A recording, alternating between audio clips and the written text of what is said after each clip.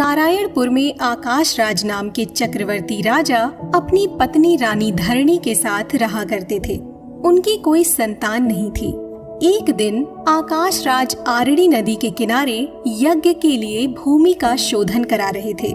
जब सोने के हल से पृथ्वी जोती जाने लगी, तब बीज की मुट्ठी बिखेरते समय राजा ने देखा पृथ्वी से एक अत्यंत सुंदर सोने की कांति वाली कन्या प्रकट हुई, जो कमल की शैया पर सोई हुई थी। उसे देखकर राजा आनंद से भर गए और उसे गोद में लेकर खुशी से झूमते हुए बार बार कहने लगे, ये मेरी पुत्री है, ये मेरी पुत्री है। उसी समय वहाँ आकाशवाणी हुई, हे राजन, ये वास्तव में तुम्हारी ही पुत्री है, इसका तुम पालन पोषण करो। इसके बाद राजा उस कन्या को अपने महल में ले आए और उसका पालन पोषण करने लगे। उस कन्या का नाम उन्होंने पद्मिनी रखा। धीरे धीरे पद्मिनी युवावस्था को प्राप्त हुई। एक दिन वो अपनी सखियों के साथ वन में विहार कर रही थी। फूल तोड़ते तोड़ते जब थोड़ी थकान हुई तो अपनी सखियों के साथ एक पेड़ के नीचे आराम करने के लिए बैठ गई। फिर कहीं से एक घुड़सवार एक भेड़िए को ढूंढते हुए उन सखियों के पास पहुंचा और उनसे पूछा कि आपने यहाँ किसी भेड़िए को देखा है? सफेद रंग के घोड़े पर बैठा हुआ वो श्याम वर्ण का पुरुष और कोई नहीं, वेंकटाचल निवासी प्रभु श्री हरि कृष्ण के रूप में वहाँ आए थे। उन सखियों ने श्री कृष्ण को ना पहचान कर उनसे कहा कि तुम यहाँ धनुष बाण लेकर क्यों आए हो? आकाश राज के द्वारा सुरक्षित इस वन में सभी मृग अवध्य हैं, इसलिए तुम यहाँ से जल्दी बाहर निकल जाओ। ये सुनकर वो सवार घोड़े से उतर गया और पद्मिनी की तरफ इशारा करते हुए पूछा कि ये सुंदरी कौन है? उन सखियों ने बताया कि वो आकाश राज की पुत्री राजकुमारी पद्मिनी है। इसके बाद सखियों ने जब उस सवार से पूछा कि तुम भी अपना परिचय दो कि तुम कौन हो और यहाँ क्या करने आए हो, तो श्री कृष्ण ने मुस्कुराते हुए कहा कि मेरा नाम अनंत है, मैं यहाँ शिकार करने आया हूँ, पर तुम्हारी राजकुमारी को देखकर मैं मोहित हो गया हूँ। क्या ये मुझसे विवाह करेंगी? ये सुनकर सखियाँ भड़क गईं। इसके बाद श्री कृष्ण घोड़े पर चढ़कर वेंकटाचल लौट गए। दूसरी ओर कृष्ण के वहाँ से जाने के बाद पद्मिनी मूर्छित होकर गिर गई और उसकी सखियाँ उसे उसी हाल में महल लेकर वापस आईं।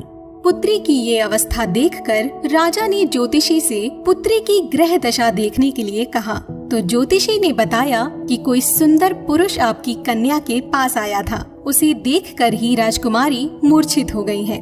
उसी के साथ राजकुमारी का विवाह होगा। उधर श्री हरि वेंकटाचल पहुंचकर भी बार बार पद्मिनी के बारे में ही सोच रहे थे और अपनी रत्न जड़ित शैया पर लेटकर मन ही मन मुस्कुरा रहे थे। उसी समय वहाँ पर उनकी वकुल मालिका नाम की एक सखी आई और उन्हें मन ही मन मुस्कुराते हुए देखकर उसने श्री हरि से पूछा कि क्या बात है प्रभु, किसके बारे में सोचकर आप मन ही मन इतना मुस्कुरा रहे हैं? तो श्री हरि ने उससे कहा, सखी, त्रेता युग में जब मैंने रावण का वध किया था, तब वेदवती नाम की एक कन्या ने सीता की सहायता की थी।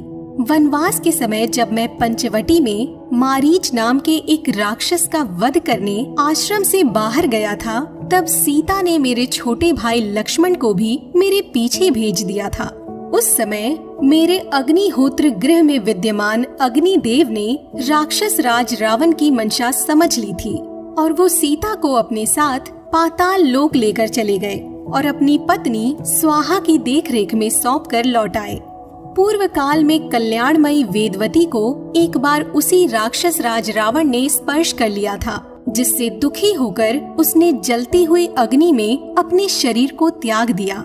उस समय उसी वेदवती को रावण के संहार के उद्देश्य से अग्निदेव ने सीता के समान रूप वाली बना दिया और सीता के स्थान पर उसे लाकर छोड़ दिया और रावण उसे सीता समझकर उसका अपहरण करके लंका ले गया। फिर रावण के वध के बाद उसी वेदवती ने ही अग्नि परीक्षा के समय अग्नि में प्रवेश किया था।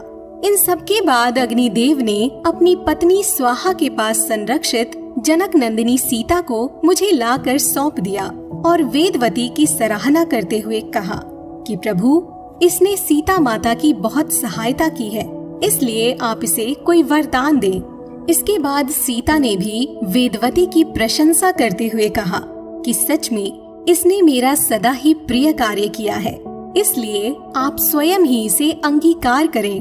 तब मैंने सीता से कहा कि कलयुग में मैं तुम्हारे कहे अनुसार वेदवती से विवाह करूंगा और उस समय वो पृथ्वी से उत्पन्न होकर आकाश राज की पुत्री होगी। आगे श्री हरि ने अपनी सखी से कहा कि जिस वेदवती को मैंने और लक्ष्मी ने वरदान दिया था उसने जन्म ले लिया है और आज जब मैं वन में शिकार खेलने गया था तो वो मुझे दिखाई दी। फिर श्री हरि ने अपनी सखी वकुल मालिका को नारायणपुर जाकर महारानी धरणी से मिलने का आदेश दिया और कहा कि तुम वहां जाकर उनसे मेरे साथ पद्मिनी के विवाह का प्रस्ताव रखो।